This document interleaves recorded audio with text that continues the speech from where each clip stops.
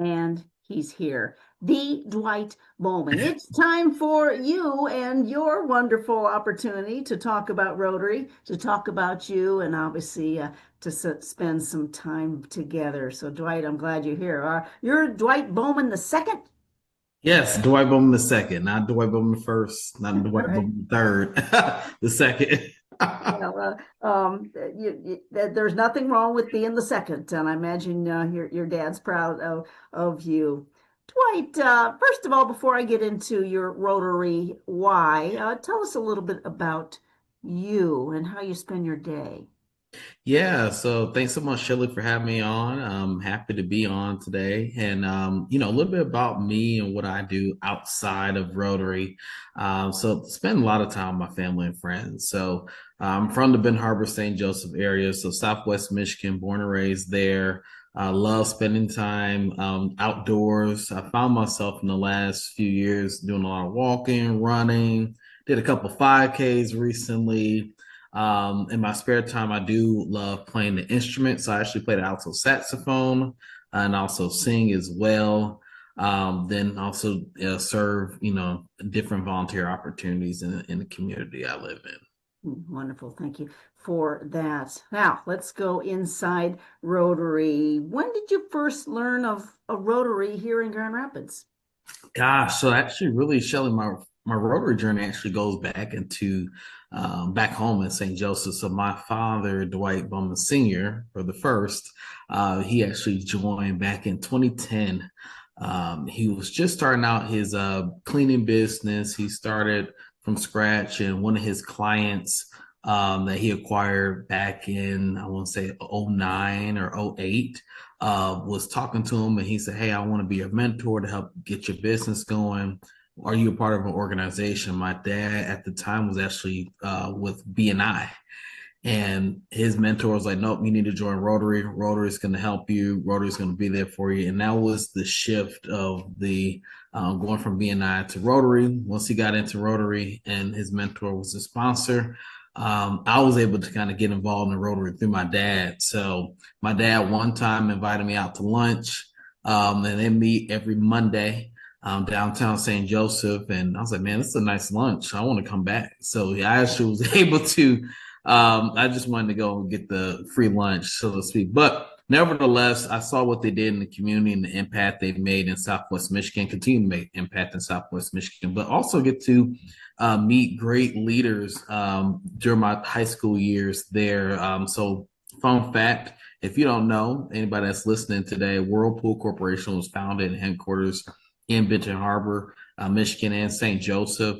But the Upton family actually started it. So many people may know Kate Upton. So she'd be the great granddaughter of the founder. So her great grandfather and his brother started the company. But Steve Upton he just passed a couple years ago, but he was a Rotarian out of that chapter, but the last living child out of that family. So I was able to talk with him pretty much almost every Monday, get to know like the history within Whirlpool, how his father even came about, just say, hey, look, we're going to come to Michigan and start this company, right? So great leaders like him and how he continued to give back into the community, even past his time, even now. In addition to that, I helped start up the Interact program at my school. So I went to Stevensville Lakeshore, which is the next town over from St. Joseph. So I got that started in my senior year, but then passed off to my brother when he was turned and went into his sophomore year that following year. But then going to Grand Rapids, I moved here about 4 years ago now. And once I got my feet settled, I was like, man, I need to be a part of an organization that's multifaceted. When I say multifaceted, is everything that you need, far as you doing serving time, treasure, talent. I want to be a part of it and not be running around too much. And nevertheless, I was connecting. I met Arlen Gaddy at an event, and him and I had lunch. We were talking, and he was like, "You need to join Rotary. Do you know about Rotary?" And I'm like, "I actually do. My dad's a Rotarian." He's like, "Oh, well, I'm gonna get you connected with the Grand Rapids Club so somebody can sponsor you." And sure enough, he connected me with former past president Eunice Lopez, and the rest is history. Yes. So if I was to ask you the steps for one to become a Rotarian, obviously you had the familial DNA, and yet you were invited to the party, and you took those steps to gain your sponsor and obviously make it happen. Yes. Yes. No, and as soon as I joined, I got involved, right? So anybody that's listening out there, if you are interested in joining the Rotary Club of Grand Rapids or really any organization, make sure you're putting 2 feet in, right? That's how you're going to get the most out of anything that you're going into. And because of that, now I'm blessed to serve on co-chairs on a couple of different committees, as well as serving on the board of directors as well for the club. Wonderful. While I plug in my battery, which just came up, I'm going to have you talk to me a little bit about what attracts you to the lunches. Yeah, so the lunches are great. So, I'm a bit foodie, so I love the food. Any food that you put in front of me, I'm gonna have a good time eating it. But it's the camaraderie, right? So, as leaders in the community, all Rotarians are all chiefs in their own different respective places, right? So, I look at the lunches as a time to let our hair down, kind of relax, but then also get our cup refilled, whether it's through the relationships that we build through the club or hearing great, wonderful speakers, or even just coming to the beautiful venue that we're blessed to be able to be at every Thursday. I was thinking this morning, Shelly, I was like, man, I get to go to Rotary tomorrow and just walk into that banquet room and look to my right and see that beautiful green course that we get to see every single Thursday and really kind of take it for granted sometimes. I was telling a colleague of mine yesterday, and she was like, "Oh, you get to go to Kent Country Club every Thursday?" I'm like, "Yeah, I do," but I was in the moment. I said, "You know what? I can't take that for granted because we really truly are blessed to be able to have a great venue, great camaraderie with great Rotarians and leaders in their own spaces, but then be able to hear great, wonderful speakers and the impact that they're making in the world." How would you describe our Club 77s? Club 77s are a hoot. I'll say they are a hoot. I mean, gosh, I probably every time I go to a Club 77, I'm like just crying, laughing every single time. Whether it's people just joking around or we're just happy that it's soon Friday Eve most times. But it's a really great Club 77. I describe it as how you can build more intentional relationship, right? So the lunches are great. Don't get me wrong. Love those, love the camaraderies, but you only have so much allocated time, right? To sit down and eat, connect with people. In addition to that, once lunch is over, usually people are going straight out the door because they either have a meeting, maybe have to get some things done before the end of the day, whatnot. But Club 77 gives you that opportunity to really truly mingle and really build intentional relationship with the Rotarians that's there. In addition to that, it's another segue of meeting with other Rotarians at different times. So I know most clubs. I know my dad's club. They meet every single Monday. They've been doing it for many, many years. But this, I think, what sets us apart as a chapter in our club is we mix it up by doing a little bit of happy hours because sometimes you may not be able to make a lunch. So I know, for example, last week I wasn't able to make it, had a meeting, but I know I have a Club 77 coming up in a couple of weeks where I can come in and kind of make up for that time, if you will. Nice.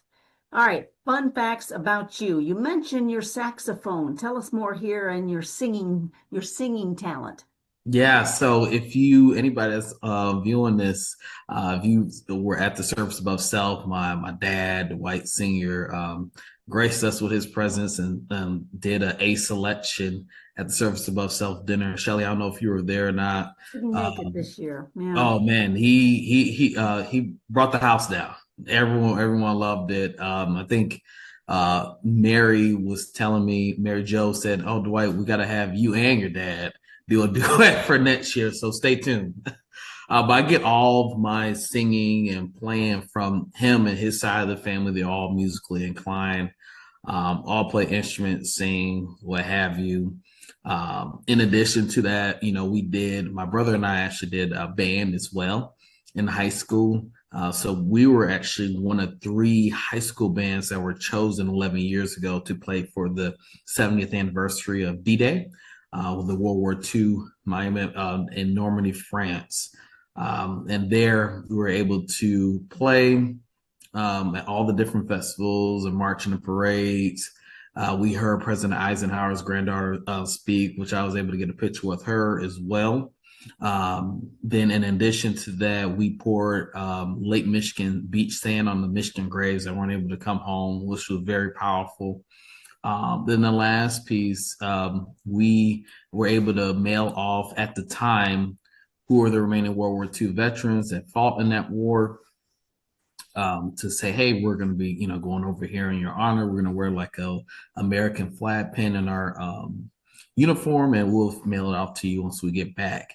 They were so moved by our band doing this, and because they were so moved, literally, veterans were sending individuals like all of us, and we're a band of 250 extra cash for our trip. They were sending us different pictures of them back in Normandy many years ago. And one particular veteran that really stuck out to me, and he really made an impact in my life. He can't remember his name, but he sent me his all his photos and everything. And deep down, I'm like digging in. I was like, guess there's one more thing. He sent me his Purple Heart, Shelly. He said, I want you to wear this in my honor, and I also want you to keep it. And I called him right away. I was like, sure you want me to give this back to you? I'm happy to. I said, this is a big honor. He said, no, I want you to keep it. And I still have it to this day. So not only was it was a great opportunity, but it was just impactful that I'll forever, have a huge part of my life. Yeah, thank you for that, Dwight. Appreciate you. All right, you've rubbed elbows with celebrities. Drop a couple names. Yeah. So I have met a few in my time, I believe 14 or so far. Yeah, pretty amazing. People say, Dwight, how do you do it? I say, it's just by chance. Sometimes I'm like walking down the street. Sometimes I might be on a scooter downtown Grand Rapids, which I'll get into that one later. But two at the top of mind that most people probably know, Barry Sanders. So Barry Sanders, I was able to meet him. Gosh, that was at least 2 years ago. I was at in downtown Detroit. My aunt and uncle were getting married. My uncle's getting married in the Detroit Yacht Club, so we stayed downtown. I was actually on a scooter, catching up with a friend I grew up with, and she was like showing me around downtown, all the new things that were taking place. And I said, what is that little? I said, why is everybody like kind of running around in a circle? And sure enough, it was Barry Sanders doing the interview. And I was like, I gotta go talk to him. Like, this is my once in a lifetime chance. And I went up to him. He was very nice. We talked for a while, got a picture with him. But then the second one, a celebrity I met was Kevin James. So, fun fact, I was on a scooter again. So if you're not catching these scooter stories, I was hanging out with some friends downtown Grand Rapids, and one of them, a couple of us, we needed to use the restrooms. We just popped into the AC Hotel downtown on Monroe, and as we were coming out, we saw this truck that pulled in. I said, "Man, I wonder who is that? Maybe it's like a celebrity. I don't know."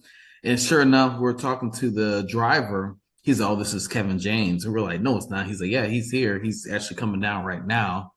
And I was like, "Can I get a picture with him?" He's like, I don't know. So when he came out, I just went ahead and just like went up to him, and he was like, "Oh yeah." And we just started talking, laughing, and we took a picture. And ironically, Shelly, that was during the Kevin James memes that was going viral. So I really should have taken that opportunity to do the meme with him, but I just wanted a picture. Yeah. Well, thank you for that, and representing Grand Rapids well with those meetings. Yeah. Well, if one says, I want to get to know Rotary, what's the next step? Yeah, the next step is really, I won't even say coming into a lunch or even coming to a Club 77. If you know a Rotarian, which I'm pretty sure most people do here in Grand Rapids because we're everywhere, take the time really just to connect with us, whether it's through lunch, coffee, happy hour, to really get to know the individual story and why people are joining Rotary.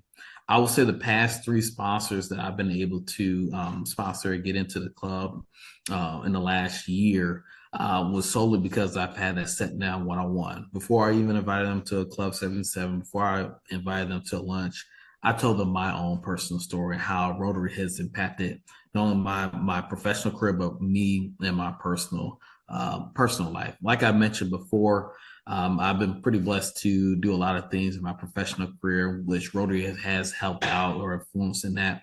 But at the end of the day, the reason why I continue to join Rotary is because it fills my cup. When I get to see Shelly, when I get to see JR and so many other people that brightens up my day when I see them and my energy. That's why I joined Rotary to it continues to fill my cup and get to be able to give me that encouragement that I can continue to move on in my days to come as I'm serving in my community.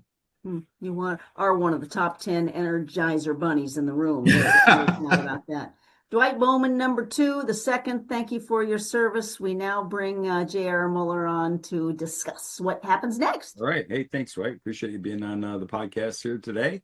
So for all of you that are out there listening, I know you know the routine, but hopefully if you don't, make sure to check this podcast and all the podcasts out at grrotary.org/unplugged, or just click the button on the website for unplugged. You can also find it in the Apple podcast application as well. So if you bring that up and do a search for Grand Rapids Rotary Unplugged, you'll find us there too.